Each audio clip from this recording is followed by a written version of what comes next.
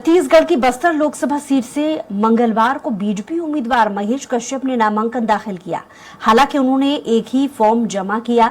आज मुख्यमंत्री विष्णुदेव साय की मौजूदगी में वे दूसरा सेट दाखिल करने के लिए पहुंचेंगे। कांग्रेस प्रत्याशी कवासी लखमा भी आज ही नामांकन पत्र जमा करेंगे। नामांकन रैली में पूर्व सीएम भूपेश बघेल और प्रदेश अध्यक्ष दीपक बैज मौजूद रहेंगे। नामांकन रैली में सीएम विष्णुदेव साय, प्रदेश अध्यक्ष किरण देव समेत मंत्री और दिग्गज नेता शामिल होंगे।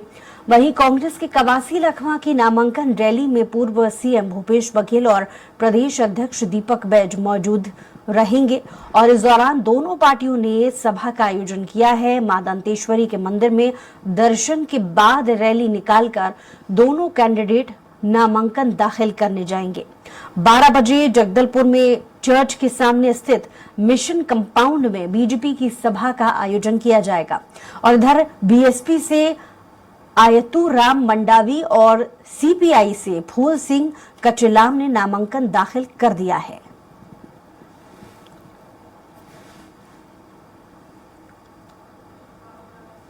और इसी पर ज्यादा जानकारी के साथ स्वरा संवाददाता दिलीप साहू हमारे साथ लाइव जुड़ गए हैं। दिलीप, नामांकन दाखिल करने का जो सिलसिला है वो देखा जा रहा है, तमाम पार्टियां आज इसको लेकर के तैयारी कर रही हैं। आज दिन भर इसको लेकर के किस तरीके का स्केड्यूल रहने वाला है?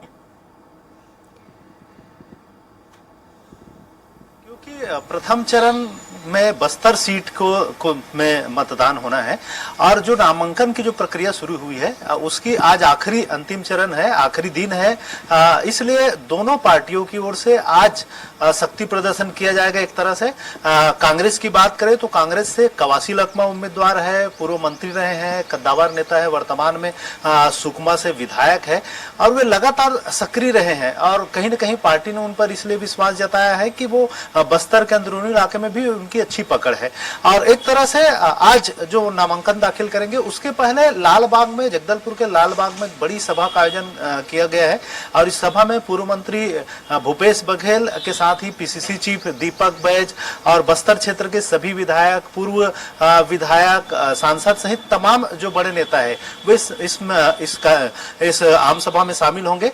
इसके अलावा प्रभारी सचिव सप्तगिरी शंकर उल्का भी शामिल होने के लिए बस्तर पहुंच चुके हैं। तो करीब 11:30 बजे उनकी सभा होगी और सभा के बाद मां दंतेश्वरी मंदिर का दर्शन करने जाएंगे और वहां से फिर रैली के रूप में जो जनपद जगदलपुर का जो जिला कलेक्ट्रेट कार्यालय है वहां पर नामांकन दाखिल करने के लिए पहुंचेंगे। तो एक तरह से पूरी जनसभा से लेकर मंदिर दर्शन और मंदिर से पूरी रैली के रूप में नामांकन जो दाखिल करेंगे, इस दौरान पूरी शक्ति प्रदर्शन भी देखने को मिलेगा और एक तरह से कांग्रेस पार्टी के तमाम बड़े नेता इस दौरान मौजूद रहेंगे। इसी तरह बीजेपी की बात करें तो बीजेपी ने महेश कश्यप को प्रत्याशी बनाया है। युवा उम्मीदवार है, लगातार आरएसएस और संघ के शाखाओं से जुड़े रहे हैं और उन पर विश्वास जताया। उन्होंने कल एक सेट हालांकि दाखिल कर दिए थे प्रदेश अध्यक्ष किरण सिंहदेव की मौजूदगी में, लेकिन आज दूसरा सेट है उसका नामांकन दाखिल करेंगे और इस दौरान सीएम विष्णुदेव साय, प्रदेश अध्यक्ष किरण सिंहदेव, दोनों डिप्टी सीएम अरुण साहब, विजय शर्मा, इसके साथ ही साथ सभी चारों प्रदेश महामंत्री मौजूद रहेंगे। संजय श्रीवास्तव, रामजी भारती सहित सभी तमाम बड़े नेता मौजूद रहेंगे। साथ ही साथ नितिन नवीन जो प्रदेश सह प्रभारी है वे भी मौजूद रहेंगे उनके कार्यक्रम में। और सबसे पहले जो चर्च के सामने मिशन कंपाउंड का मैदान है वहां पर इनकी आम सभा होगी। इस आम सभा में तमाम बड़े नेता शिरकत करेंगे। सभी जो आम जनता है, भाजपा कार्यकर्ता है, उनको संबोधित करेंगे। उसके बाद वहां से रैली के रूप में पहले मां दंतेश्वरी के मंदिर पहुंचेंगे, दंतेवाड़ा दंतेश्वरी के मंदिर में दर्शन करने के बाद फिर वहां से सीधा निकलेंगे रैली के लिए। रैली के रूप में पहुंचेंगे कलेक्ट्रेट कार्यालय, फिर वहां पर नामांकन दाखिल करेंगे। इस तरह से दोनों पार्टियों के जो उम्मीदवार है आज नामांकन दाखिल करेंगे इस तरह और दोनों पार्टियों के उम्मीदवारों के साथ उनके जो पूरे आला कमान है उनके साथ मौजूद रहेंगे। इस तरह से दोनों पार्टियां शक्ति प्रदर्शन कर आज जो नामांकन रैली है उसमें अपना शक्ति प्रदर्शन करेंगे और एक तरह से दिखाएंगे कि किस तरह से जनता और उनके कार्यकर्ता उनके साथ है। जी दिलीप, जैसा कि आपने बताया कि एक तरीके से दोनों ही पार्टियां शक्ति प्रदर्शन भी करेंगी नामांकन के साथ साथ, लेकिन कहीं ना कहीं ये शक्ति प्रदर्शन के जरिए ये भी एक दोनों ही पार्टियों की तरफ से कोशिश है कि भारी से भारी संख्या में लोग मतदान के लिए पहुंचे, तभी कहीं ना कहीं जीत के लिए उन्हें आसानी होगी।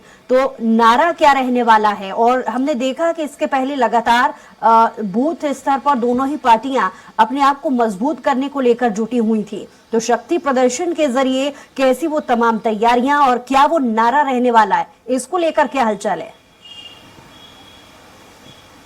जी बिल्कुल दूसरा, दोनों पार्टियों की अपनी अपनी तैयारियां हैं और साथ ही साथ चुनाव आयोग भी लगातार ये कोशिश कर रही है कि ज्यादा से ज्यादा मतदान हो, क्योंकि बहुत सारे जो इलाके हैं नक्सल प्रभावित बेल्ट है वहां पर भी सुरक्षा के तमाम इंतजाम किए गए हैं और सभी बूथों में सुरक्षा के इंतजाम रहेंगे और साथ ही साथ तमाम जो आम जनता है उन्हें मतदान करने की लेकर लगातार अपील की जा रही है और दोनों पार्टियों की ओर से अपने अपने नारे हैं, अपने अपने मुद्दे हैं, उनको लेकर जनता के बीच जाएंगे, वोट अपील भी करेंगे, साथ ही साथ उन्हें जिताने के लिए प्रेरित करेंगे। तो इस तरह से दोनों पार्टियों की अपनी अपनी जो नीतियां है, मुद्दे हैं। कांग्रेस जहां जिस तरह से राष्ट्रीय स्तर पर घोषणा की गई है, चाहे नारी न्याय गारंटी की बात करें जिसके तहत महिलाओं को गरीब परिवार की महिलाओं को सालाना 1 लाख रुपए देने की बात कही जा रही है। इसके अलावा आरक्षण की बात कही जा रही, तमाम जो सरकारी नौकरी है उसमें 50% आरक्षण, साथ ही साथ जो आंगनबाड़ी कार्यकर्ता है और दूसरे स्व सहायता समूह या अन्य समूह में जो काम करने वाली कार्यकर्ता हैं उनकी जो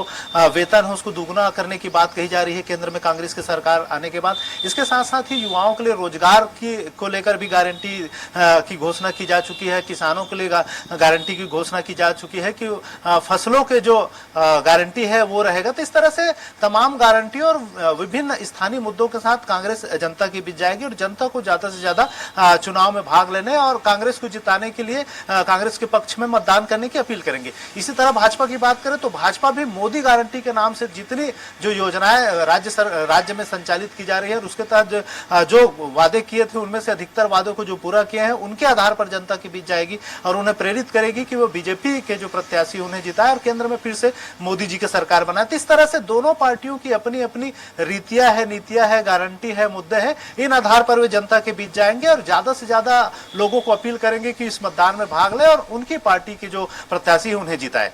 जी बुसरा। चलिए बने रहिए आप हमारे साथ दिलीप, लौट रहे हैं आपके पास।